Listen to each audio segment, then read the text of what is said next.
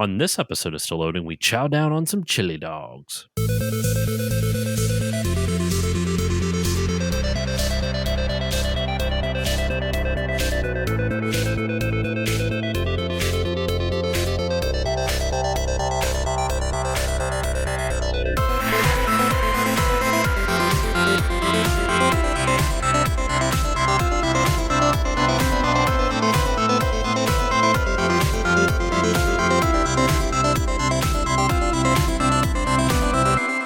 Hello, everyone, and welcome to this new episode of the Still Loading podcast. I'm your host, Josh Koval, and today on the show, we are continuing our celebration of the 8th anniversary of the podcast. The celebration actually is going to pretty much end with this episode because I realized the episodes I planned out for the rest of the month don't really tie in with the 8th anniversary special, but this works out because this episode and last week's episode on TMNT2 kind of are like the top loaf and bottom loaf to the anniversary sandwich. The anniversary date takes place literally in between the week in between these two episodes coming out, because the 8th anniversary of the show, if I remember correctly, is July 6th or maybe 7th. It's something along maybe 8th. I'm you know what, I should really look that up. So I said it in the last episode and I'm completely blanking on it right now. So while I'm speaking to you all, I'm going to look it up real quick. But in any case, what we are going to talk about today, it's a celebration of the 8th anniversary. And one of the most important games to me growing up is the game we are talking about today. And that game is Sonic the Hedgehog. And with me today, I couldn't do this alone, of course. And with me today is G from G to the Next Level to talk about all things Sonic. He is one of the foremost Sonic experts on the internet. G, how are you doing today? I'm doing great. How you doing? I'm doing very well, very well. Thank you so much for coming on the show. For those who remember, G was on earlier this year to cover the Sega Master System, and now he's back to talk about the original Sonic the Hedgehog. And like I said, like I alluded to at the beginning, this game is super important to me because growing up, my neighbors had a Sega Genesis, and I loved going over to their house, not to see them because I was a bratty kid and I only wanted to play their Sega Genesis, of course. So that's all I really did. I would go over to play it. And I remember they had Sonic 1 and 2. I don't think they had 3. And I did admittedly prefer Sonic 2 more than 1, but 1 was still great. It had a place in my heart. And I figured this would be as good a time as any because I missed the 30th anniversary of Sonic last year. So I didn't do an episode on Sonic last year. So why not do an episode around the time of one of the anniversaries of the show? So that way I can just talk about a game that was super formative to me. And it means a lot to me, even though I did not finish it I finished it for the first time only a few weeks ago. And wow. Yeah, man, I finally rectified a gaming sin. I prayed to my gaming priest so that way gaming Jesus will deliver me from the sins of not playing Sonic the Hedgehog. But that's just kind of a brief look into my memories and my history with Sonic the Hedgehog. G, what about you? What are some of your memories for the original Sonic the Hedgehog game? Well, I specifically remember the original Sonic because I'm not sure if I told this on the last time that I was here, but a lot of my gaming memories stem from the times that my dad and I used to play in the arcade together. And in the arcade that we played, they had nearly like every Sega arcade game imaginable. So, they had Afterburner, they had Altered Beast, they had Outrun, they had all the big games. And so when the Sega Genesis came around, it was always kind of a little bit of a factor because my dad wanted one, but he was like, oh, I don't know if we really want to get this because he was familiar with those games and I was familiar with those games. But until this little guy came around, until Sonic the Hedgehog came around later that year, later in 1991, excuse me, like when he actually came around and I really wanted that, it's like, well, we can get this and we can also get these other arcade games. Oh, and by the way, there was a golf game. My dad was a big golfer. So all that kind of greased the wheels a little bit. And so, and Sonic always appealed to me so much as a kid, not just because of his attitude and his look and because of how colorful, because I already loved platformers. Like I was a big Mario fan. I like Mario too, don't get me wrong. But like in platformers wise, it's one of my favorite types of games to play even today. So, Sonic comes around and sure enough, like I didn't realize at that point in time that he was going to shape how I played video games and how essentially how I've kind of lived my life. I don't mean to sound like overly dramatic, but I mean, like, he did kind of change my life from that Christmas Day in 1991, and just really shaping that not only do you have to be kind of thoughtful and when dealing with platforms, but you also have to be fast. You have to be quick witted. It added a unique little spin, and that's something that I kind of look at to even the platformers of today. But then just engulfing everything, and I was all about it. I was all about the game. I was all about the comic. I was all about the cartoon. I was all about pretty much everything Sonic that you could get.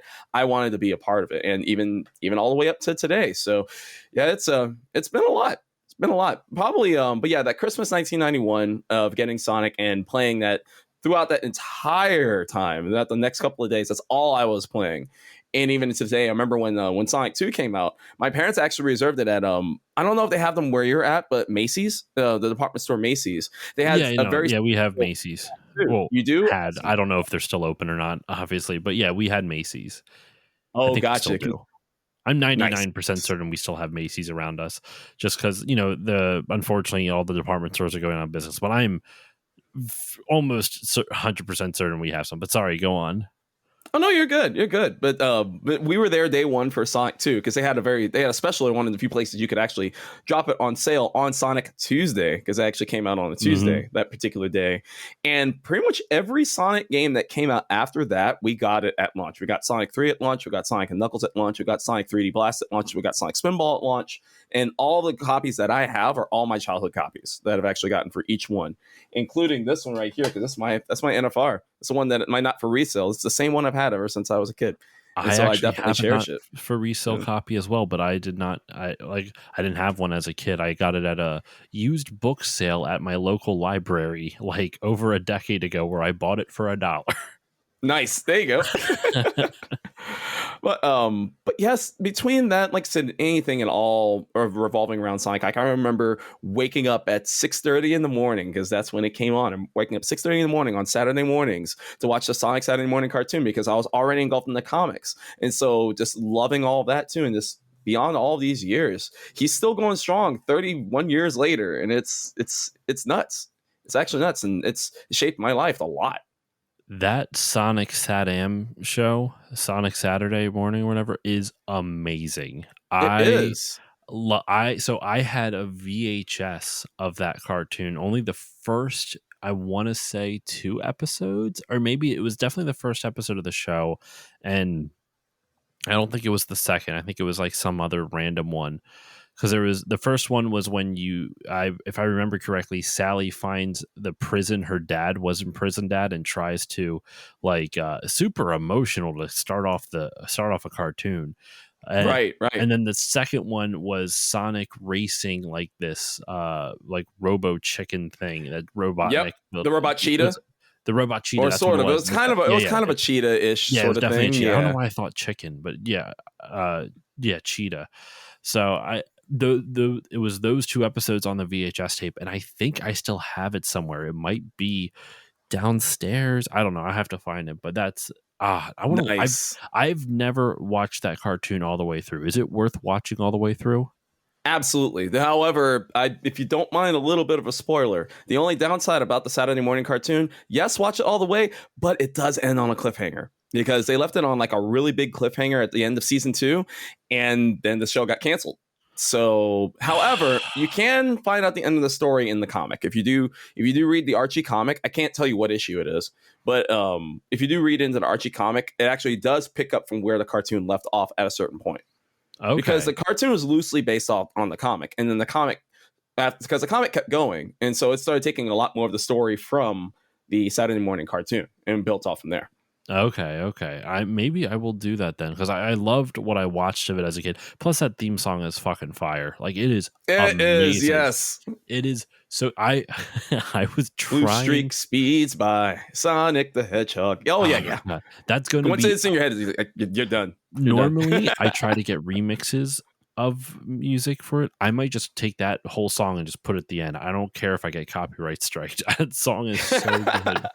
I don't think I will. I don't think anyone cares about the copyright to that song anymore. But probably not.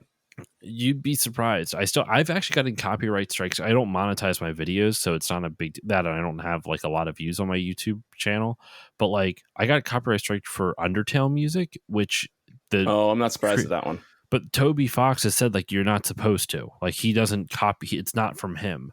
So and Right. I've tried to dispute it, and of course they're like, no, we because the YouTube copyright system is broken beyond all hell. But it's Hmm. not important.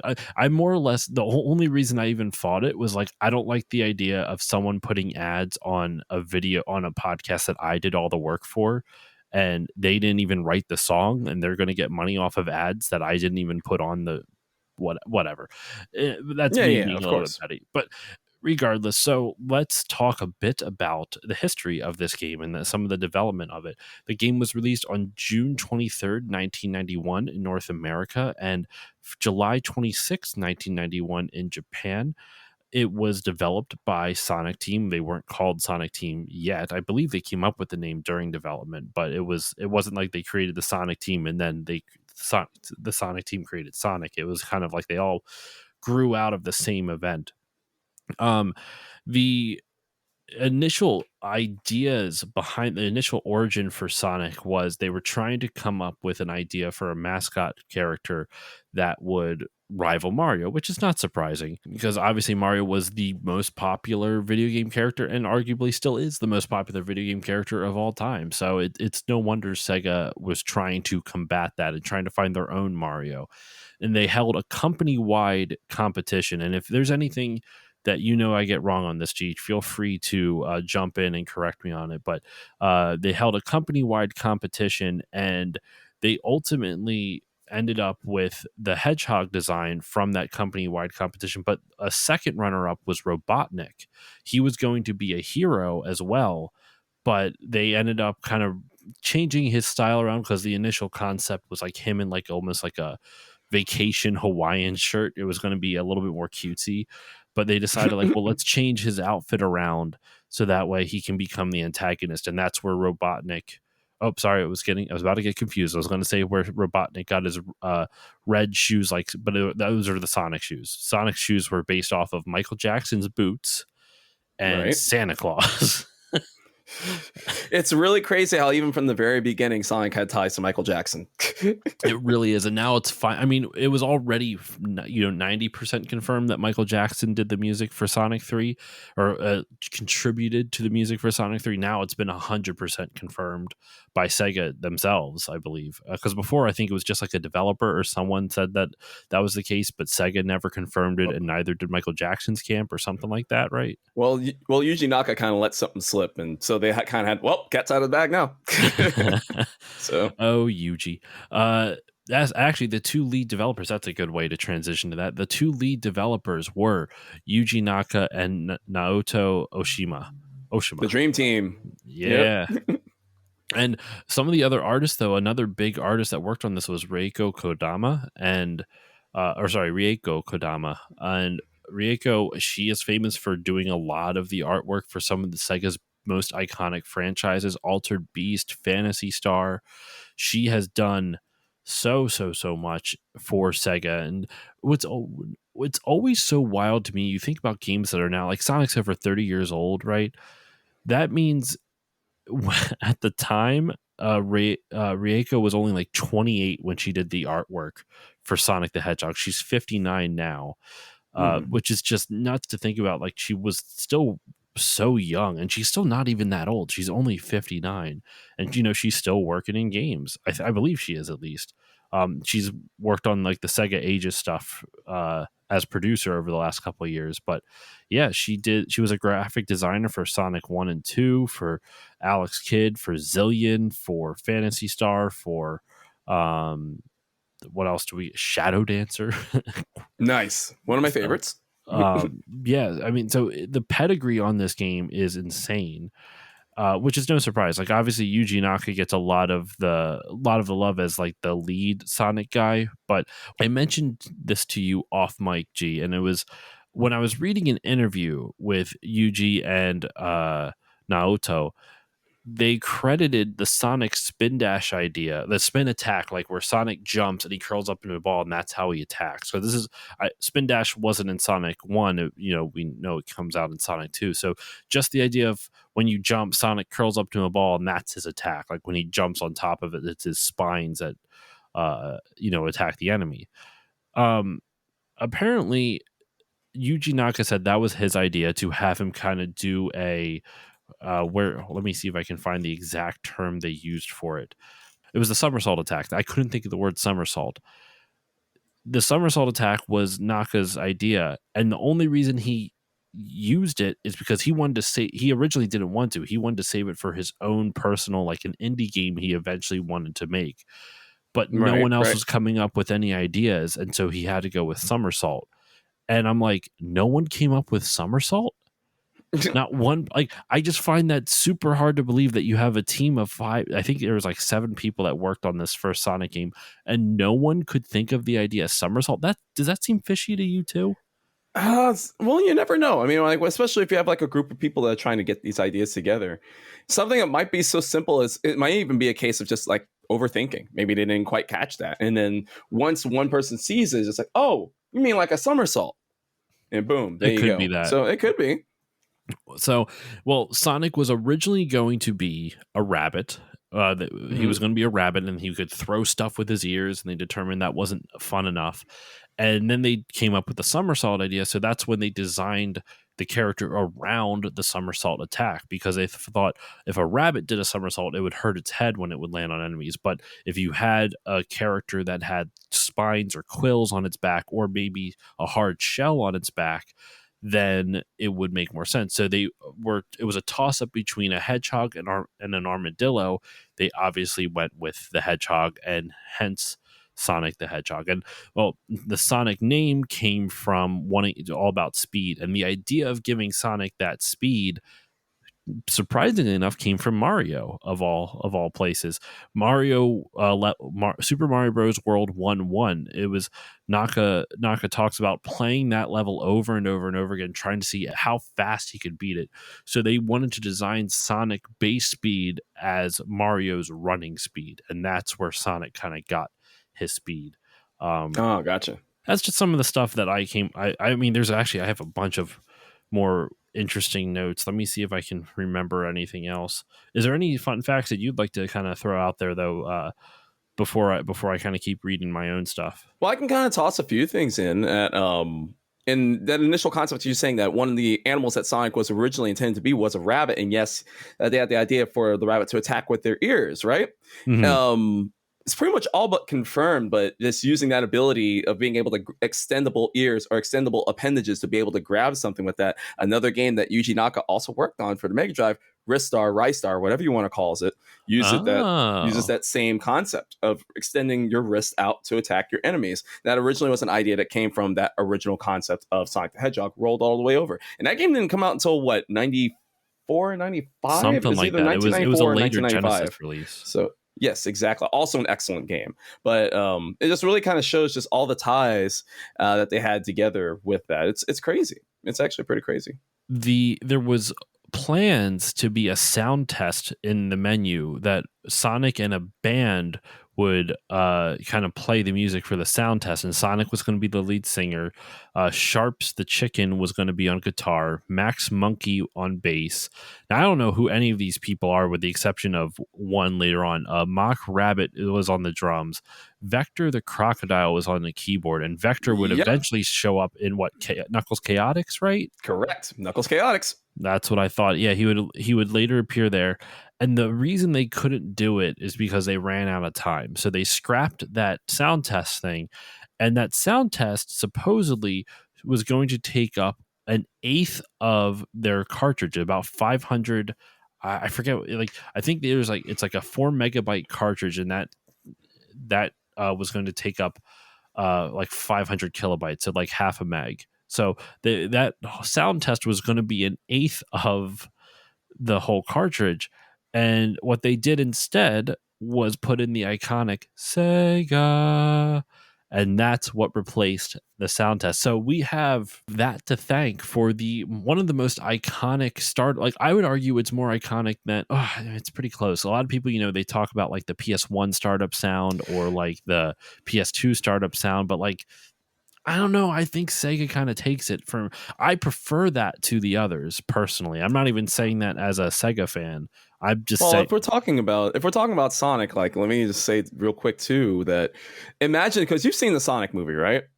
Yes, How both did of you them. feel? How did you feel like your very first time when you were in that theater and you saw that Sega logo pop up with all of the imagery and then you hear the Sega iconic sounds? Like how did that make you feel? That's how powerful that jingle is. And I wish Sega still used it today instead of that jump scare that they use. I wish they would still use it today. But It's so. yeah, I have it's a. class. I have the Sonic Mania Collector's Edition with the Sonic statue in it, and when you Me too. turn it on, it does the Sega. Oh, it makes me. I I've brought it out on stream numerous times just to hold it up to the microphone and play and just click the thing so it'll play it. When I saw it in the theaters, it made me smile. I don't have as much of an emotional connection to Sega as you do, but it's still it still means a lot to me because, like I said, I've told the story a bunch of times, and I'm going to tell it again now. Just especially because now I don't think I've told it for a while on the podcast. My first console was the N64, and I was disappointed with that at first because I wanted a Sega Genesis because that's what my neighbors had. I loved this. I love that they had Sonic, Mighty Morphin Power Rangers, the movie. That is a great and under So good. it. No one talks about that beat 'em up. It's a great beat 'em up game. And it has one Um, of the best soundtracks on the entire system, in mhm. my opinion, too. The music is incredible on it. Really good game, great soundtrack. And so they had that. They had Sonic 2, 1 and 2. And then they also had an episode I've already done, a game I've already talked about for an episode, Tiny Toon Adventures Buster's Hidden Treasure. God, I love that game. Oh, It's so excellent, good. excellent. It's in relentlessly difficult, but it It is. is, but it is one of the most well controlled, tight controlled platformers you will ever play. Like seriously, even rivaling the NES version, because I feel like the NES Tiny Toons is that same way too. But it's like Sonic, it had a little bit of competition there for tight controls on that. I think Buster may have you beat a little bit See, because I it was actually amazing. See, I actually disagree on the tight controls for both Sonic actually and this, which we'll get into that in a little. I actually no what no never mind. The controls are tight. It's the physics I don't like. That's a That's the better thing. distinction. That's what I was about to talk about because momentum definitely feels different between the two, Yes, the especially with controls are Sonic. definitely tight. The physics I do not like. That is important. That is an important distinction. It controls very well, but yeah. So I mean, Sonic obviously was. It's so incredibly important. It's one of the most important games of all time, and not just for a Sega fan, just for the game industry at large. If it was not for Sonic, Nintendo would arguably still have its borderline monopoly of the video game industry and who knows what the landscape would be there today. Like it because Sonic blew up for Sega so much, it created for the first time actual competition for Nintendo in the North American market. Yep. Now, from my understanding, though, Sonic never did that well in Japan. It was more of a big hit in the U.S. Or in North America? Am I correct with that? I would say that's pretty accurate because the thing is that actually you could really. The funny thing is that you could really say that about Sega as a whole, just as a whole. That like Sonic and most of their franchises that they actually all the way up until the Sega Saturn, most of their franchises did better overseas than it did Mm-hmm. in Japan. Like if you really think about it, I mean, because I could probably tell you at least like Outrun and Shinobi and whatnot, they actually did better overseas than they did in America. But Sonic is probably the biggest example because like between here and in Europe and especially in like Brazil and other areas like that. Yeah, Sonic is when we already talked about that. Yeah, But we but did. Sonic was but Sonic was just a huge factor in that. But absolutely between him and many of the other franchises as a whole, and that was one of the things that kind of caused a little bit of struggle between the two companies. But the thing is that yeah, Sonic honestly could probably be said even as a ratio of like 2-1 that it was that much more popular over here than it was in Japan for sure. Wow. It's a pretty big ratio. It's crazy. I never really thought of it because I feel like Sonic was just so big, but it's like, yeah, I mean, it makes sense that it makes sense that we would think that because we grew up with Sonic Mania was a thing. No pun intended with the game that came out a few years ago, but Right, exactly. it truly was just something that was something. I don't know. It was a force in and of itself. Actually, here's a good topic that I think would be fun to talk about. When you first played Sonic, what was the first thing that stuck out to you? Was it the controls? Was it the visuals? Was it like what was the thing that spoke to you the most about the game the first time you played it? The speed? I don't Uh, know. I'd probably say just him as a character. Just him as a character, just his look and his design and his style and his attitude. Because over they basically like. In fact, heck, I mean, I can probably show you here, like really between the differences in the art between the two Sonics here. One of the Hmm. things that they actually did for his localization is they gave him a lot more attitude because they were trying to be different. They were trying to go against the grain of like the cutesy, family friendly Mario, all that kind of stuff. They're going against the grain, and as a 10-year-old kid basically kind of sees that and just like, hey, I've spent all these years with Mario. Now this is new, this is unique, and this is different.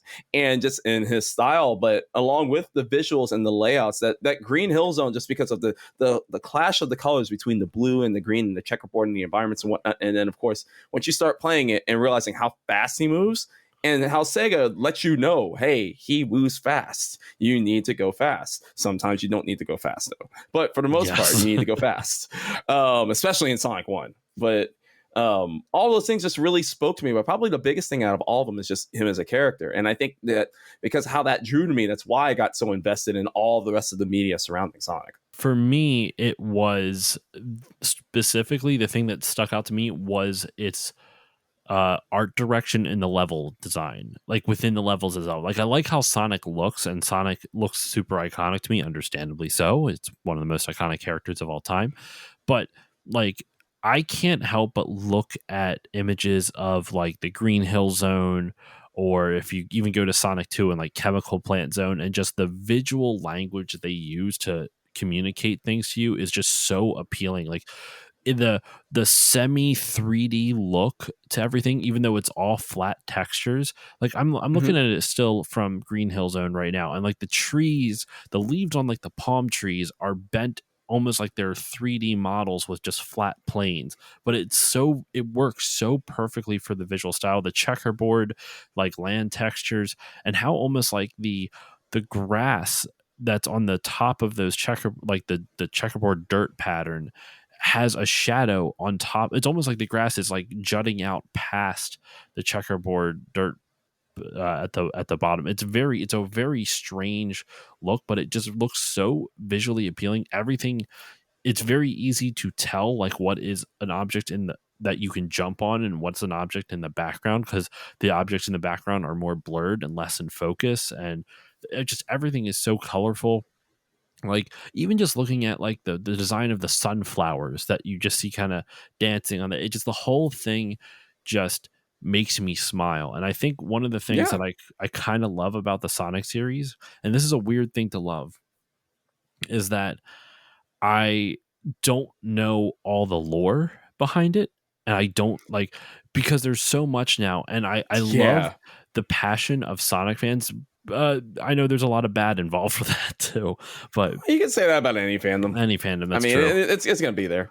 But it just feels like there's this huge world within Sonic that I know nothing about, and in a bizarre way, I kind of want to keep it that way because then it's always a mystery to me, and it just kind of That's keeps fair. bringing me back to it. Uh, I know, like Sonic One doesn't have much of a storyline to speak of. By and large, it's just Robotnik kidnaps a bunch of his animal friends, and he wants to take over what like South Island, I think, is the name of the place. And Sonic has to stop Robotnik from doing that. I mean, but that's for all intents and purposes, that is the plot. Sorry, I'll read this off of Wikipedia since it's a little bit more concise. In an attempt to steal the 6 Chaos Emeralds and harness their power, Dr. Ivo Robotnik has trapped the animal inhabitants of South Island. Yes, I remembered that. South Island inside aggressive robots and stationary metal capsules. The player controls Sonic, who aims to halt Robotnik's plans by freeing his animal friends and collecting the emeralds himself. If the player collects all of the Chaos Emeralds and completes the game, an ending sequence is shown. If all the emeralds are not collected, Robotnik taunts the player, which that's what he did to me. I did not get all the emeralds. What is the sequence that you see when you get all the emeralds? When you see it, the emeralds, like basically like Robotnik, just like he's angry, like he's stopping, he's angry, and you see the word end like right underneath it. So instead of it saying try again, it just says end. And you just see an angry Robotnik going and stomping on top of it. Okay. Now, opinions on the name Robotnik. I know they've switched it out with like Eggman more recently, right? Like it's Dr. Eggman.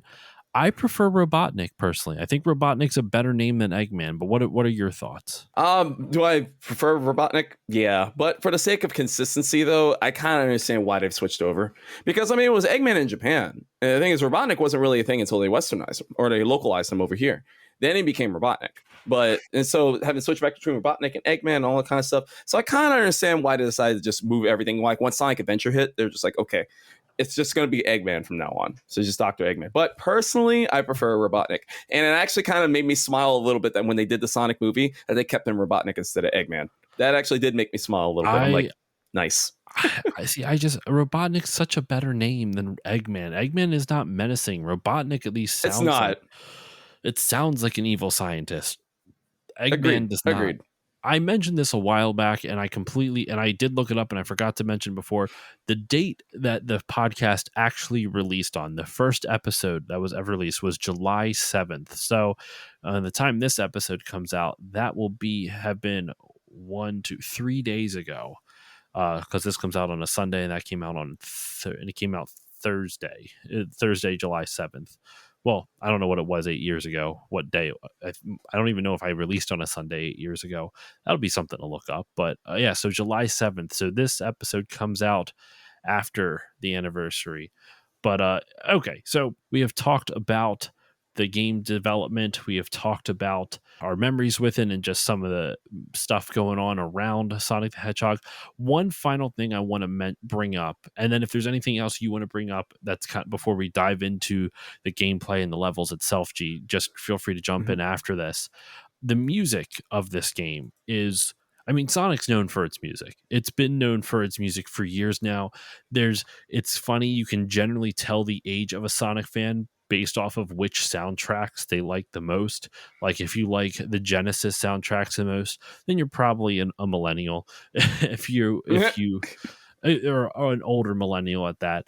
If you like a lot of the more kind of like Crush 40 style, like from Sonic Adventure and a couple of years after that, then you're either like a younger millennial or maybe a Gen Z. And then if you like all the stuff, I believe I forget the name of the band, but who's the group that did the Sonic Colors? I can't think of their name right now. I'm blanking on it. I'm blanking on who did I can't think of it right now. But yes, but Sonic Colors is one of the best soundtracks in the entire franchise too. I can't think of the name of it right now. I will look it up while we're talking, but it really, like, it's funny because it's kind of now I'm just like, I should know that.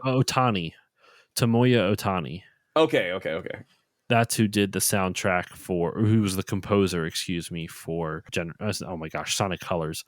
His first Sonic game was actually Sonic Heroes in 2004, but he only did one stage 11, Hang Castle, in there, and then he's kind of ended up doing a bunch of the Sonic games ever since. So it's funny though, because you really can tell like what era somebody got into Sonic and based off of the soundtracks they like. For me, I just prefer the 16-bit stuff, like specifically Sonic 2, and eventually I'll do an episode on Sonic 2, but spoiler alert, Chemical Plant Zone slaps. It's still a fucking banger all these years later. It's so good. It holds up so well. It's so good. So let me ask you a question then. So which version of Chemical Plant's music do you like the most? Do you like the original? Do you like T-Lopes' version? Or do you like the in Sonic Mania? Or do you like the one that's in Sonic Generations? Because they all sound different. I Which one do you like don't the know. most? I don't know what Sonic Generation sounds like, Oh, because I you need to play haven't played it. Generations. You need to play Generations. I know, But I know. anyway, For Sonic Mania, I don't notice the difference. I didn't haven't paid enough attention to the differences, so I wouldn't be able to tell you for certain. I will say I love listening to remixes of Chemical Plant Zone a lot. There was a really good remix from Game Chops a couple years ago that was done by like Hyper Potions, and it's really really good. Hyper Potions now, they're huge in the it's yep. so cool to me to see them doing stuff with Sonic, because the one half of the duo is also from Pennsylvania, where I'm at, which I think is kind of awesome. And I actually saw him at Too Many Games. I didn't go up and say hi to him, but I recognized him. I saw him at Too Many Games.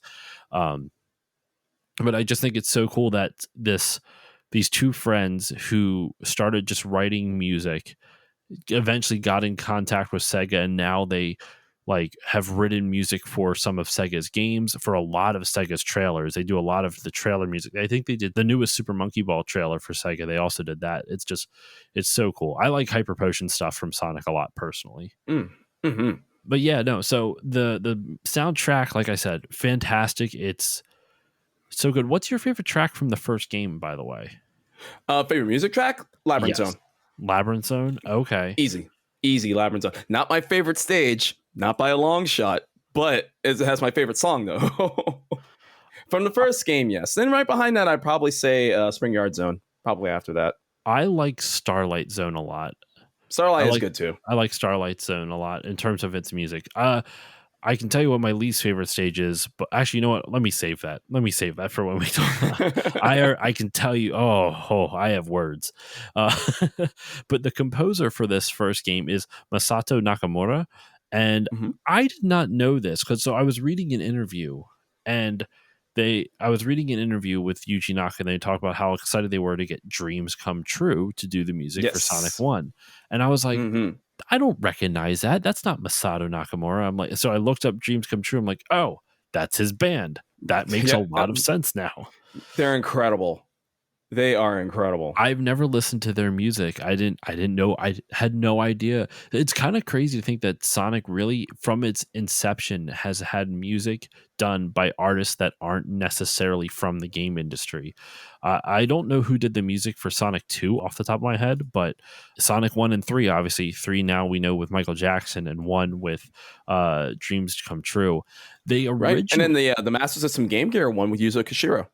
Don't forget that too. Oh, was it Yep, Yuzo Yuzo Koshiro? Koshiro. Yuzo did the music for Sonic 1 on the Master System and Game Gear. And it's excellent. I mean, it's Yuzo Koshiro. I mean, of course it is. They originally wanted to do. They originally, someone at Sega was friends with people. Like had a lot of friends in the recording industry in Japan. They originally wanted to get a guy named Yuzo Koyama, who's obviously he's huge in Japan. He's a very popular musician, singer, songwriter, and actor. And I was looking into some of his stuff. I don't know if he's still acting or not. The last credit I see on Wikipedia is from 2009 and is for a television show, but obviously Wikipedia doesn't have all of the it's not going to have everyone's credits. But one credit that stuck out to me, and I just found this super strange or interesting, Mm-hmm. at least to me. He was part of a movie called Japan's Longest Day, and it's about the single day, August 14th, 1945, noon August 14th, 1945 to noon August 15th, 1945. And it's about the day that Emperor Hirohito decided to surrender to the Allies to end World War II. So it's the 24 hours leading up to the surrender to end World War II. And I think it was interesting to me, not only because that's an interesting topic for a movie, especially from a Japanese perspective. Like, I wonder, would they glorify it? Would they? Because obviously it's coming from their viewpoint. I don't know. But what's Hmm. interesting to me is that it's called Japan's Longest Day. There was a movie that came out, I want to say, in 1962, just called The Longest Day, and it was about the American D-Day invasion, not the D-Day invasion of Europe, and it was from multiple different perspectives. It had the perspective of Germans, like they actually had real like German actors and stuff on it too. It Mm-hmm. was a huge, gigantic epic of a movie, with gigantic actors. John Wayne was in it, Robert Mitchum, Henry Fonda, and it's like a 3 hour long movie all about war. It's a little bit propaganda-ish now, like, yay, American, but it was directed actually by a bunch of different like directors from all over the world too, like American and German, and it's truly like this. So maybe it's actually not as like oorah America as I thought, but it's at least interesting to see like what they did with that. And the reason I go down that whole rabbit hole is just I literally was just clicking through all from Sonic the Hedgehog. They wanted this one guy to do it, Yuzo Koyama, and then I thought it was just funny that they did their own version of The Longest Day. It seems like 5 years after the Allies version of The Longest Day on a completely different day. Like the other Longest Day movie was about the D-Day invasion, and this one was about the day before the surrender. And this one's also 3 hours long. I don't know. I can't.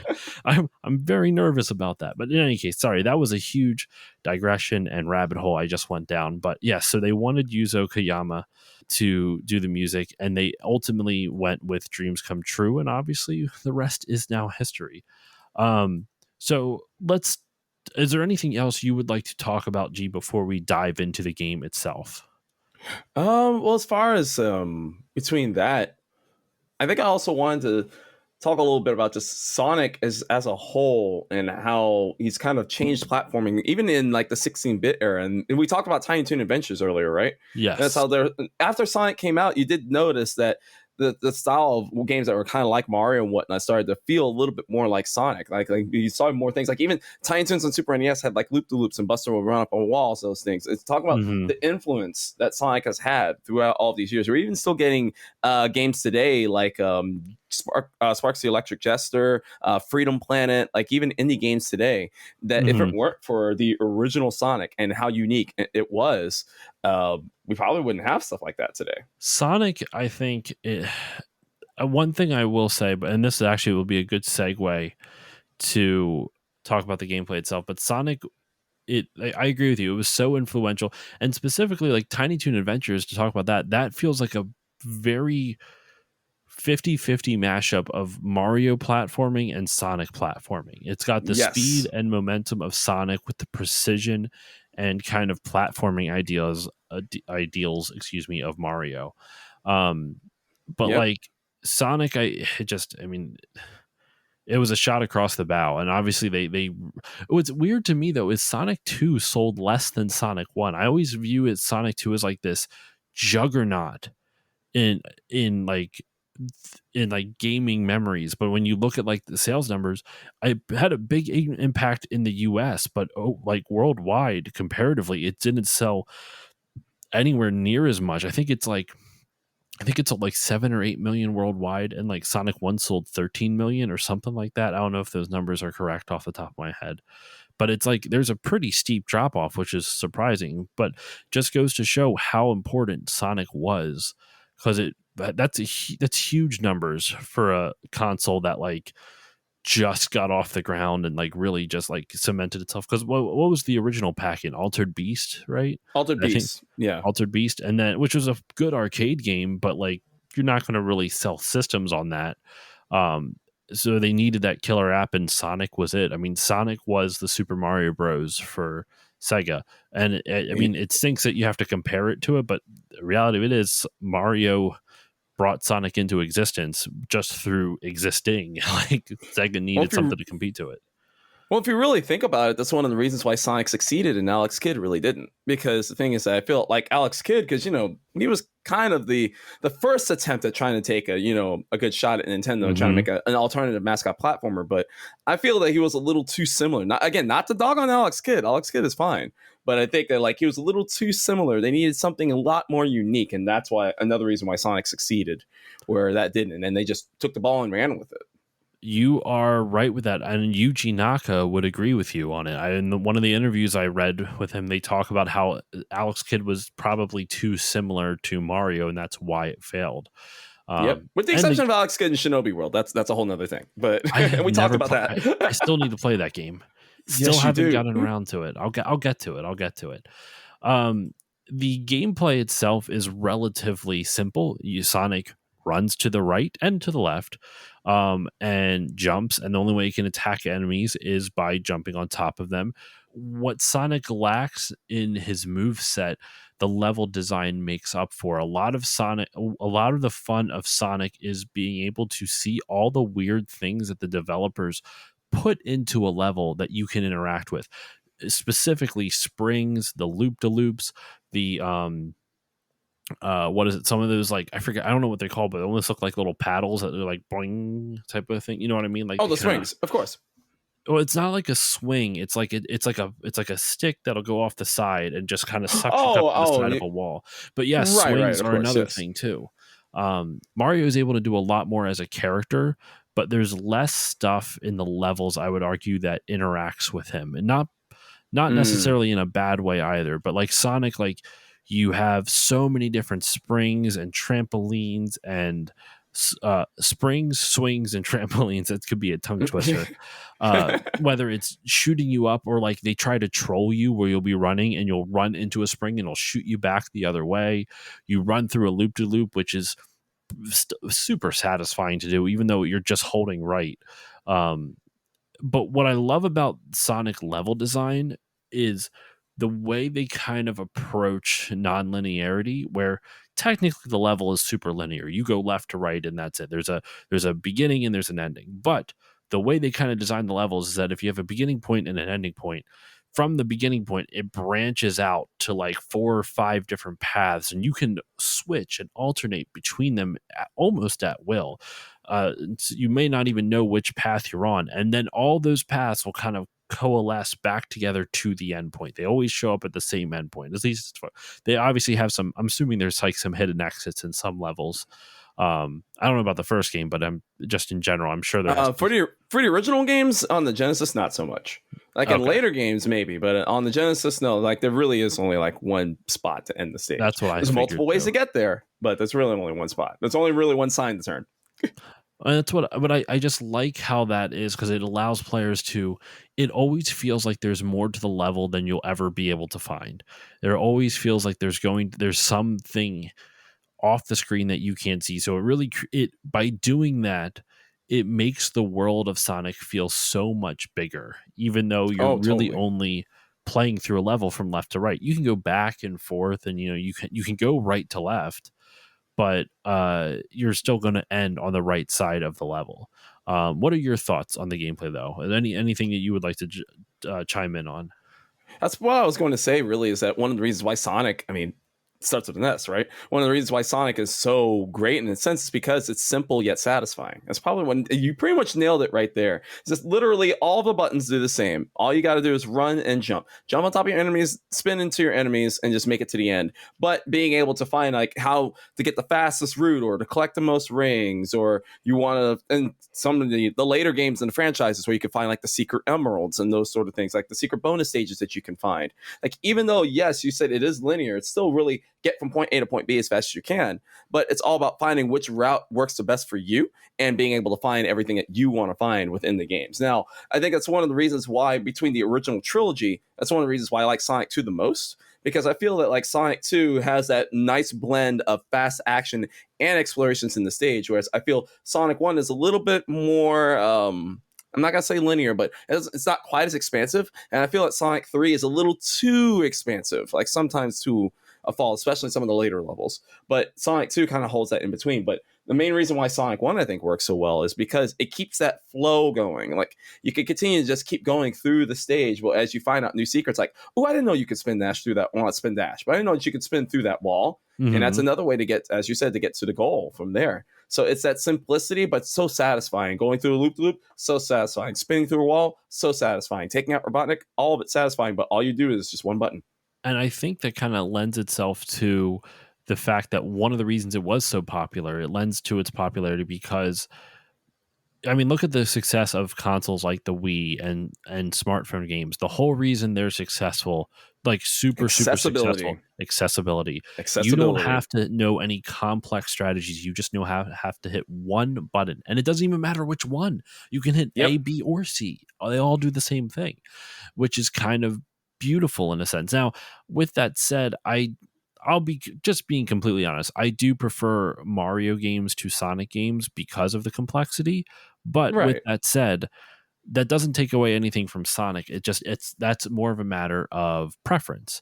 And what Sonic, while Sonic is so simple and that it allows anyone to play it, I think one of the biggest misconceptions about Sonic is that Sonic is about speed. Now, don't get me Right. wrong. Sonic is there's a lot of speed with Sonic. I mean, that is one of its core tenets, but I feel like people forget that Sonic is a very precise platformer towards the end of the game. I played through the first game, like I said, just for the first time somewhat recently, and the last couple stages, the last couple zones are very tight platforming. You have to be good, you have to be precise. You should not run fast, which I do think makes it a little bit, in terms of a game design standpoint, it is kind of weird to like the first couple levels are like run through as fast as you can, blast processing, go. And then the later stages are like, no, no, no, no, bring it back, reel it in. You can't go faster now. We're not blast processing. No, not this time. And it's just, it's a little, I don't like that kind of juxtaposition. I feel like it's kind of very jarring, but with that said, it's even on the stages that are more about speed, you still have to have platforming skills. And I feel like that's one of the things that like newer Sonic games kind of lack because they went for all speed and the like. I'm even thinking of like Sonic Adventure or like I was playing Sonic Forces like a year or two ago, and Oh, great example of that. just to attack, you just jump and you hit A again, and they automatically. It doesn't feel like there's any skill involved. You just jump, attack, jump, attack, jump, attack, and he does this spin dash right into it. Like there's no, you don't have to aim it at all, really. So it. I'm not saying it's a bad game. It's just that it feels like the challenge. I feel like they're applying challenge in the wrong way. I feel like you can find a way to make Sonic work in 3D. They just haven't really done. There's some games that do better than others, and G, you would obviously know better than I would, especially because I haven't played all of them. But I don't know how. Do you agree with that assessment? Do you agree that like maybe they've been focusing too much on speed? I believe so. And then there have been a couple of gems that have come through the years that it seems like whenever they try to stray a little bit away from the formula. And the unfortunate thing about that is that while I kind of like it whenever they try to do that, hey, it's not all about speed. And sometimes they'll do that with like whenever you have to play some of the other characters or you have to use some of the other abilities in lieu of Sonic always going fast. But I feel that like some of the later games have kind of gotten into, okay, well, it's just all about speed, get to the very, very end and that sort of thing. But that's why stuff like Sonic Colors, we're going back to Sonic Colors, for example, utilizing the wisps to your advantage and all those things, even though, yes, you're not always running fast, but it keeps the gameplay moving and it keeps it fresh. But per what you were saying about Sonic 1, what's interesting is that if you really think about, so Sonic 1 has 6 stages, right? If you really think about it, like it starts off, all right, it's super easy and you have to, essentially, you can just keep on moving, keep on running. And if you think that that's the way that the entire game is, you get corrected real quick in Marble Zone. You get corrected real quick. Guess what? That's stage 2. But then you go in the Spring Yard Zone, stage 3, and then you're back to running fast again. Yes, there's some precision platforming in there, but there's also mixed in with being able to move and go fast on top of that. Then you get in the Labyrinth Zone. Okay, you're in the water. Now you can't move as fast anymore. Good luck getting past that boss, kids. Number 5. Then you get into Starlight Zone. Starlight Zone. Again, moving fast, but then you got bottomless pits everywhere. So you got to be careful with that. And then you get to the final. I forgot the name of the final zone. Scrap Brain Zone. Scrap Brain. Thank you. The I reason always get it. Yeah. I have the list up in front of me, and I referenced earlier the level I hate the most. Fuck Scrap Brain Zone. I hate that. So the drop bridges. The drop bridges. Oh my, yes, bridges exactly. where you actually get lightning underneath. Yep. The drop bridges. The little like conveyor belt platforms that when they're underneath they just spin rapidly. They rotate. They rotate. So listeners, I said before I beat this, I completed this game. I don't count it as beating because I used save states, but I completed the game using save states. I really didn't use, I maybe used 2 up until the Scrap Brain Zone. And then after the Scrap Brain Zone, maybe I used 3 or 4. You can actually watch the whole VOD of it up on my Twitch, at least for the time being. The Scrap Brain Zone, I used it so fucking much. I used it all the damn time. I hated the Scrap Brain Zone. I think legitimately the Scrap Brain Zone is I don't want to say it's poorly designed, it's poorly paced. It is a game Right. like up until that point, the difficulty felt very fair. It was very much this steady increase of difficulty, and then you hit scrap brain zone and it just shoots up. And it's not a graceful transition. It's really unfair. It's very punishing and unforgiving. um and it's a lot more linear, excuse me, than the other levels. Like I was saying before, like especially in Green Hill Zone, like you start off and you start at a starting point. It branches out to like 3, 4, 5 different paths you can choose from, and then they all kind of coalesce back into one.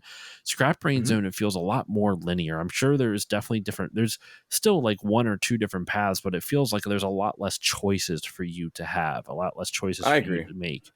I um, agree. I really did not like Scrap Brain Zone. Now, one thing that we did forget to mention is the way these zones are broken up. There are 3 levels in each zone, and generally at the end of the third zone is when you fight some version of Robotnik as a boss.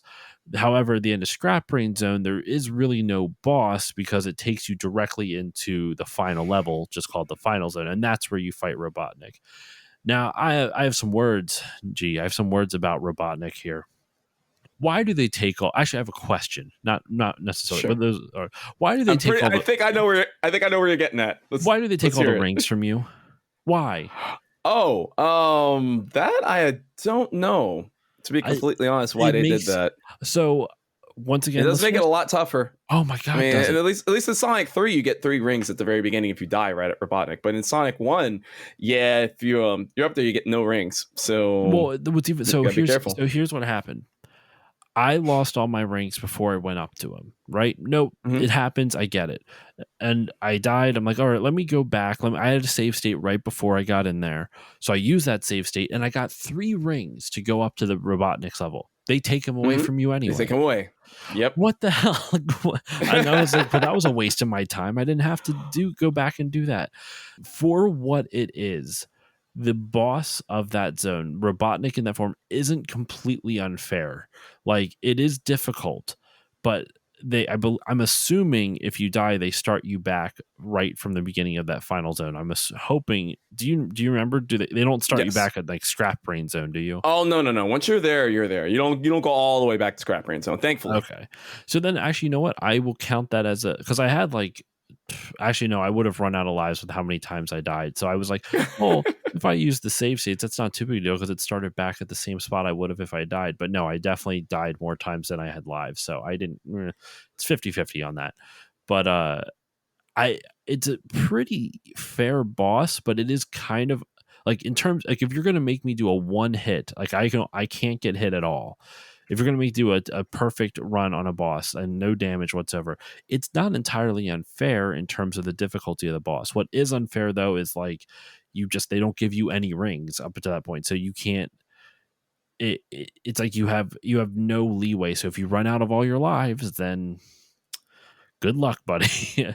Right, right. Well, imagine that, but so going back to the 8-bit versions of Sonic, like imagine that, but like once you get to the part 3 of the stage, you have to Mhm. go through the whole stage and take on Robotnik without any rings. Ugh. Yeah. Ugh. Yeah. But my thing is that I definitely understand that. But the thing is that I guess throughout the game, multiple times I've beaten Sonic 1, I can take out Robotnik in the final stage like that. To me, that boss to me is really one of the easiest ones out of the entire game. It's getting there that's hard.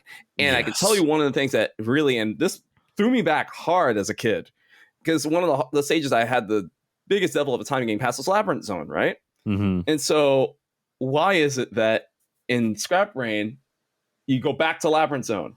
Imagine feeling that as a kid, feeling like so satisfied you got past Labyrinth Zone, and now you got to go back and do it again. I'm like, well, I mean, granted, it's a different stage, but you still have to. Yeah. Why did they go back to the water wall again? That's what I didn't I don't understand. know. It seemed unnecessary.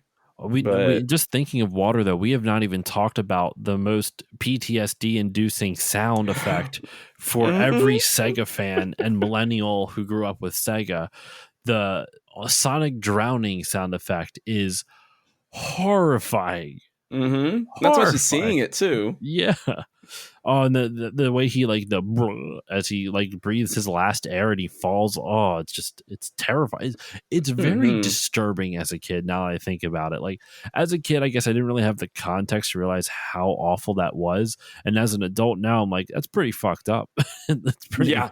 Oh no, it is. I agree. Absolutely, it is. um, I'm sorry, real quick before we continue, you mentioned before I complained about the rings, you said you thought you knew where I was going to go with my complaint with the boss. What was it that you were going to say? Do you remember, or are we too far past it now? Oh no. It was the no rings. It was the ring. Oh, okay. It was the no rings because like I know a lot of people who talk about the final boss and how difficult it is for that. It's mainly the fact you have no rings. Mm-hmm. So yeah, it was that. For me, it wasn't even the no rings on that because I caught on that fairly quickly. It was having to go back and do another water stage before fighting Robotnik. So That's wait, what it you have to was. do that water stage every time you die? Like, No. You don't have to. If you die at the boss, you just go back and fight the boss. Okay. I feel less bad about using save states then, at least for that, because I would just load the save state right before the boss and fight robot. The boss, like I said, it's really not too unfair. I genuinely don't think that that gives you plenty of time. It choreographs because the way the final boss is laid out, listeners, is that you have these four pistons and Robotnik is in one of those pistons and two of them will shoot off at the same time and you can't be standing on top of them because they will push you into the ceiling or smush you into the floor. Yep. um but each one that goes, they jut out a little bit, so you see a visual indication like, okay, these ones are going to shoot off quick, so you better get into a good spot so you don't get hit by them. Once you see them shoot out, that's your chance to see which one Robotnik is in and go and attack it. So you don't have a lot of time. They move fairly quickly, but once you get used to it, you have a pretty decent amount of time to go and attack. I have never been able to attack. Have you ever been able to attack twice in a single like piston pump? You know what I mean? I Like have not. I wonder if I feel like there should be a way to do it, but you have to You gotta hit be him. super quick. Yeah. If it's capable of being able to, I don't believe I've ever seen anybody do it. But if you have to, I imagine you have to be really really quick. Like if you can do it, I wonder if someone did it on like Games Done Quick. Actually, by the way, probably. with Games Done Quick, oh my gosh, hold on. Games Done Quick is happening right as we Right speak. now. Yeah, Yep. right now. There is a game that's being speed run right now that I think it's a Sonic Actually, game. let me see. Probably. I know someone was doing Knuckles Chaotix earlier today, and I wanted to watch, No, but I was never mind. busy. I'm sorry. They were Unfortunately. doing that. It's Donkey Kong Tropical Freeze. Oh, I see. Okay. That's the run Okay, right now. It's gotcha. DK Tropical Freeze. But someone was doing Knuckles Chaotix earlier today, and I was like, yeah, awesome. Because that game needs more love. There was a Sonic block. They did Knuckles Chaotix. They did Sonic Adventure DX Director's Cut, and then they did Sonic Advance. Sonic Advance. Yep. Mm-hmm. Another underrated Sonic game. So, yep. All the Advance games are great.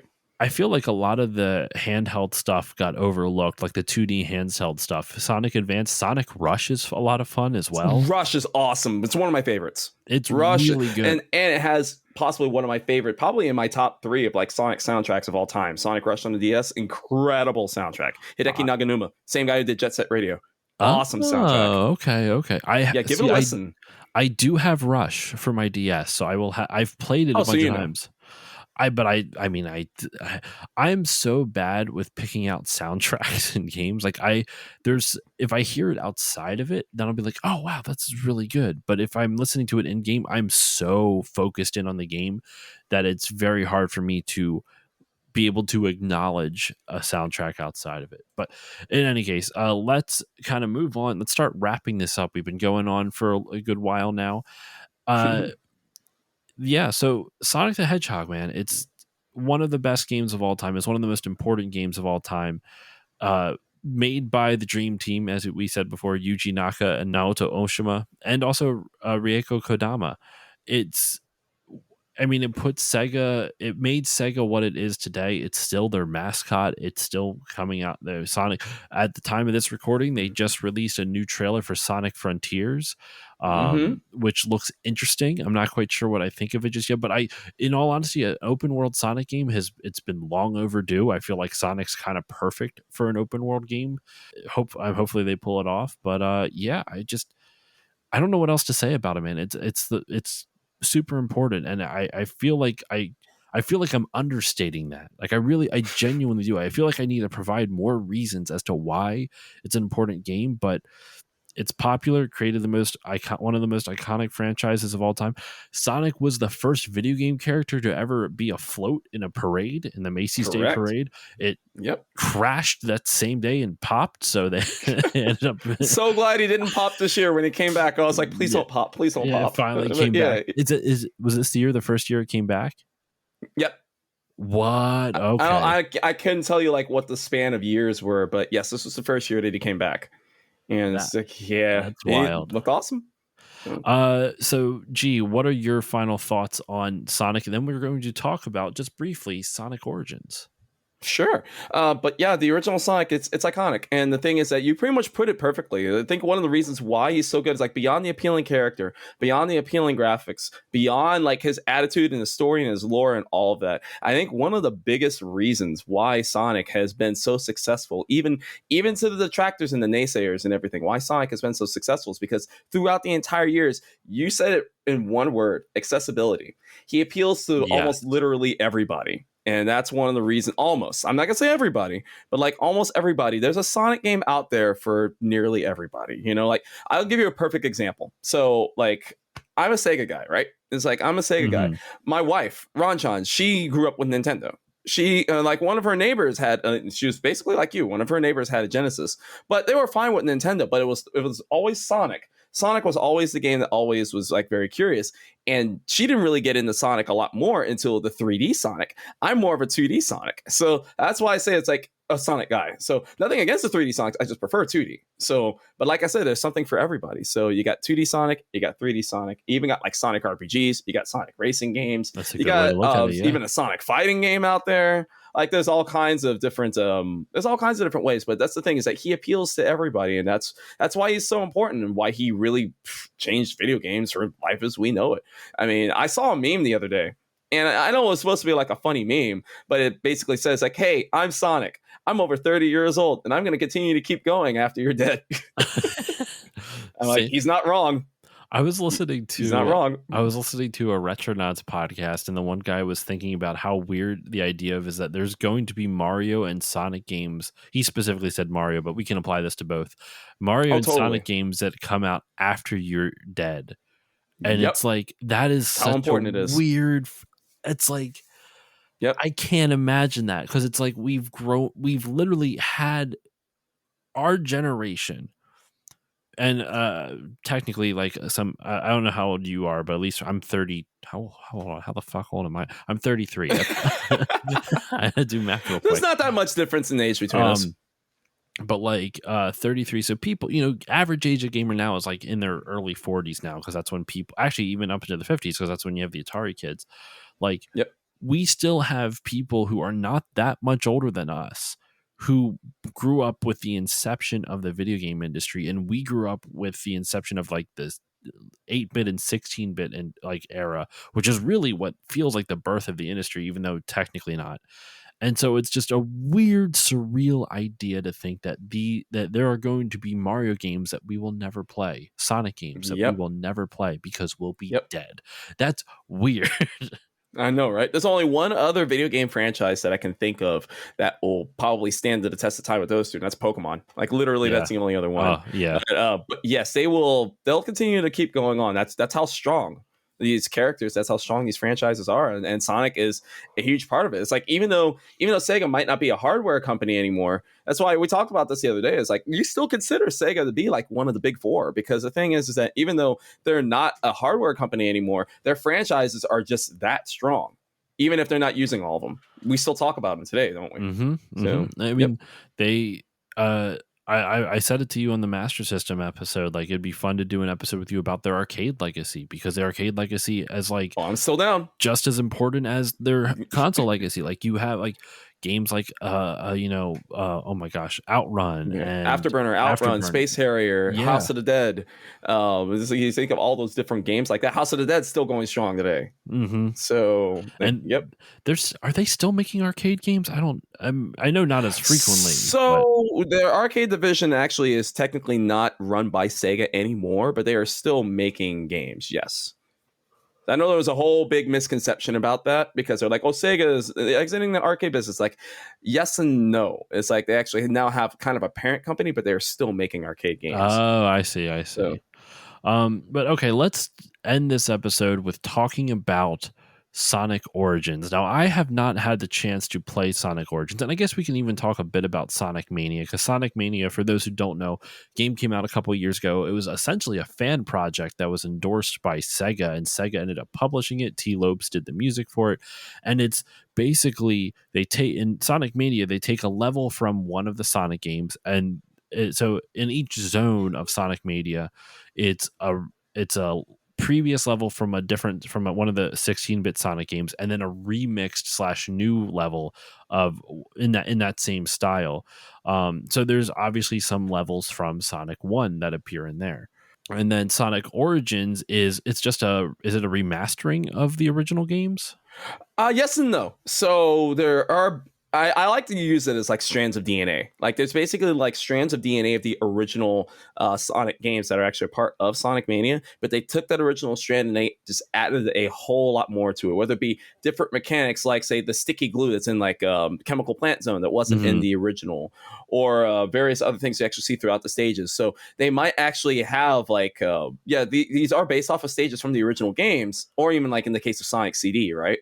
They might be based off original stages, but they have so much more unique to them that if you look at it in a certain way, like they're almost completely original. And that's why I'm just like, well, hey, as much as I love Sonic Mania, and I know people want a Sonic Mania 2, what I want is that, yes, I want a Sonic Mania 2, but I want the headcanon team to make a completely original game. So That would use be that awesome. Concept and have it be okay. Actually, scratch that. Started off with Emerald Hill Zone. Started off with that. And then make everything else branded, because Emerald Hill needs more love. But yes, everything after that, that's what I would love to see. But that's probably the best way that I could say about Sonic Mania. It basically takes the concepts of what the original, even up to, I probably even say Sonic 3, because it has remnants of Sonic 3 in it as well. Granted, I know they could only do so much with Sonic 3 because of various other legal reasons and all that fun stuff. But yeah, that's basically what it is. It's now, granted, I don't think it's as much of a high level of fan service as Sonic Generations was, but it really does take that to the degree, like, and that's why it's so appealing to both new fans and old fans too. It still has that same accessibility that classic Sonic has. In thinking of just kind of like you were mentioning before, the team that you want them to create like an original Sonic game type of thing. I'm sure you've heard of it. I should do an episode on this. The Sonic Amateur Games Expo. Have you heard of that? Oh, yes. Yeah. Yes, I have. For those who don't know, it's SAGE, Sonic Amateur Games Expo. It's a whole expo of just fan-made Sonic games, and it's like it's a couple days long actually. Hold on, how much it, like I'm let me go back to the main page.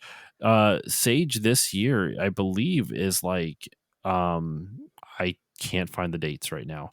I literally just saw the dates just a little bit ago. It's in like September or something like that. But it's crazy. It's the fact that it's that big of a thing that they can literally, like, the game is so popular, it has a whole fan expo every single year dedicated to just people making Sonic fan games, and that's wild. And you want to know what? This is the perfect time for me to say this. Genesis does. You can't do this with Nintendo. They'll stop you in an instant. Genesis does like, what Nintendo don't. Yeah, that's 100%. Yeah, 100%. That is so true. Nintendo would never allow you to do it. And it's a shame, because like I understand maybe some of it is because Sega kind of needs to cultivate their fan base because they aren't as big as Nintendo. Nintendo is so big now, like they can do almost anything they want, and it's going just about. Nintendo can afford to fail. Nintendo can afford to So, fail. Sonic, not Sonic specifically, Sega has a lot more risk when it takes. So it makes sense why they cultivate this fan community so much, because when they do fail, obviously a lot of Sonic games have unfortunately failed. It does it lessens the blow a little bit, because they're not shutting down, they're not allowing the discourse to be shut down because of they're afraid of copyright stuff. right, right. They're Which is by good, and it keeps the love of the franchise alive. It's Yeah. pretty awesome. But all right, so this is a good place to end this episode. We have talked about the original Sonic the Hedgehog game for quite some time.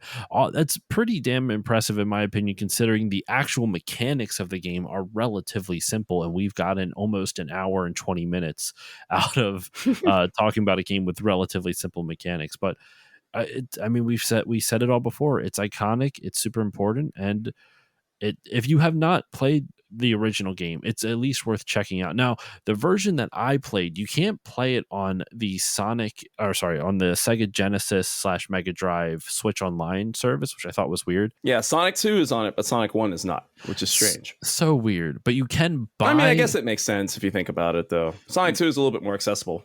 100% more accessible. But unless they did the M2 version of it. So M2 is a That's phenomenal true. developer that does some of the best ports of games you'll ever see. Like Jeremy Parrish from Retronauts talks about they ported a lot of arcade games to the DS, and Hmm. the attention They've to done detail. incredible Yeah, stuff. they do a They lot did of the good Genesis work. Mini, and that's why the Genesis Mini was awesome. So they're amazing, and they did this port of Sonic 1, and there's a lot to it. There's a lot more to it than just the game. One thing it is weird that they added the spin dash. Now, when I played this, I bought that version that had the spin dash. I refused to use it because that was not the original intention of the game. I played it without the spin dash. I'm glad you brought that up, because the thing is that I recently played Sonic Origins, right? I recently streamed it. Yes. And there are two things that you can actually do. Actually, technically three. You can unlock the third one that you can actually do in the original Sonic that you couldn't do. You can do the spin dash. You could do the what is it called? I always call it the peel out. It was a move that came from Sonic CD where he actually does like a figure eight and he like shoots up even quicker. Okay. And then you can do the drop dash where like if you jump up and then if you hold down the jump button, he actually shoots down and then spins. So you can do all Okay. those. So while it's neat, I didn't use any of them, because here's the thing. When I tried every single time, because I know Sonic 1, right? But every single time I tried to use one of those extra abilities, I failed in some way. I took a hit, or I fell, or I wound up hitting an enemy in the wrong way that I didn't mean to, and I wound up taking ring damage.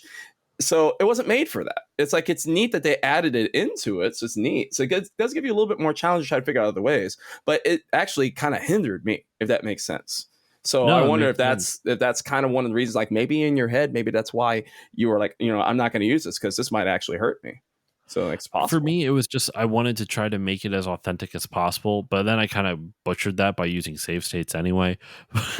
So I really shouldn't have. It shouldn't have mattered. We stand save states in this house. It is okay. In my book. Okay. Yeah. But all right, let's wrap this episode up. G, thank you so much for joining me on this episode. This was a ton of fun. I really feel like we did this first game justice, and I do plan on doing Sonic 2 and 3 and other stuff. So if you would want to join, I'd love to have you back on for those. And I mean, I know you talk about Sega all the time. So if there's anything non-Sega related, you're also more than welcome to come back on if you get too tired of talking Sega.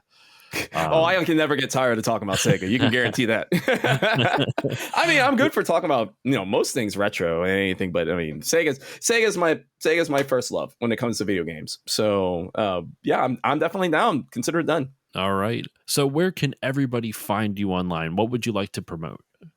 Sure. Well, first and utmost, I'm on YouTube, youtube.com/G to the next level, like welcome to the next level, but with a G, like me, because I'm G. But yeah, I'm on YouTube, mostly it's not all Sega, but it's mostly retro focused. I've got a various variety of different types of series that I do on YouTube. It's not just one thing over and over. It's not just reviews. It's not just lists. It's not just Sonic. It's a little bit of everything. So, and it's family friendly, so anybody can really jump in and watch it. I also live stream on Twitch roughly about 4 days a week, twitch.tv/G to the next level. Retro inspired, but a lot of times I'll also do community nights on Switch and a couple of other things that I do. I'll play games with my wife on stream, which is pretty awesome, called Couples Collab. We do all kinds of awesome things. So you never see the same thing twice on my Twitch channel. So like that's definitely, well, unless I'm trying to beat a game, then maybe you might see the same thing twice. But yes, and of course I'm on Twitter. Twitter at G to the next level. I am actually going to be launching my TikTok pretty soon. TikTok.com/@G to the next level, because I had that weird at thing. And I'm also writing a book. I can't tell you a date on when that's going to be, but I'm also writing a book. It's called Growing Up Genesis, and big surprise, it's about me and the Sega Genesis. So it's essentially about like my childhood history with it. We'll talk about consoles, talk about accessories, and then we'll have an A to C compendium of all the North American released Sega Genesis games with little bite-sized reviews, like in a coffee table book style. So a little bit of that as well. And so yeah, that's where you can find me. And that's what I'm working on. That sounds amazing. Well, first off, I love the name of the book. Sorry, say that again. Growing Up Genesis. Growing Up. I was going to say there's going to be a YouTube companion series along with that as well, with the A to Z. Growing Up Genesis. That is fantastic. So yes, everyone go check out all of his stuff he mentioned. And listeners, I can highly recommend G's Twitch stream. It's one of my favorite things to watch. G, I stop by your stream a decent amount. Haven't been able to recently, but I do stop by your stream a lot. I really enjoy his stream, so go check that out. As usual, for me, you can follow me on Facebook, Twitter, and Instagram at StillLoadingPod on all of them. If you want to email me, you can email me stillloadingcontact@gmail.com. If you want to support the show, you can give it a 5-star rating or review on Apple Podcasts or whichever podcasting app you use, because that helps more people find the show and it makes me feel warm and fuzzy. If you want to support the show monetarily, you can go to patreon.com/stillloadingpod. For just $1 a month, you'll get the episodes a few days early at a higher bit rate, as well as access to a patron exclusive Discord. If you want to support it at the $5 level, you'll get all that, as well as access to 2 bonus episodes every month. So if you want to support me there, go to patreon.com/stillloadingpod. But the most important shout out is the Bit by Bit Foundation.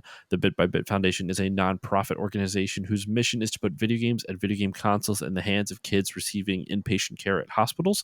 So if you want to support them, go to bitbybitfoundation.org and consider donating. And that will do it for this episode of the Still Loading Podcast. G, once again, thank you for joining me. Hey, once again, thank you for having me. It was great, as always. That will do it for this one. I will see you all next time.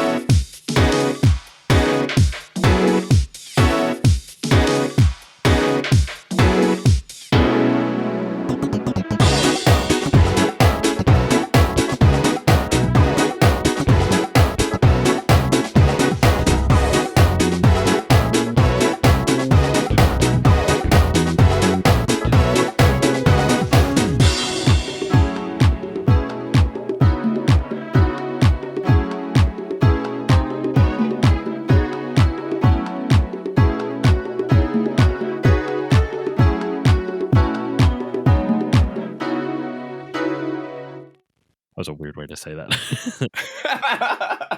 Just There you go. I got like a little bit of a southern drawl to that. Some chili dog. Child on some chili dogs.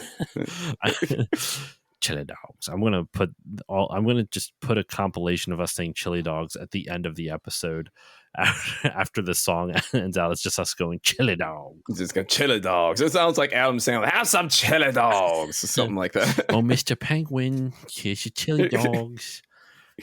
Hello, you like them extra sloppy? Yeah. Been too long. Oh my god. Okay.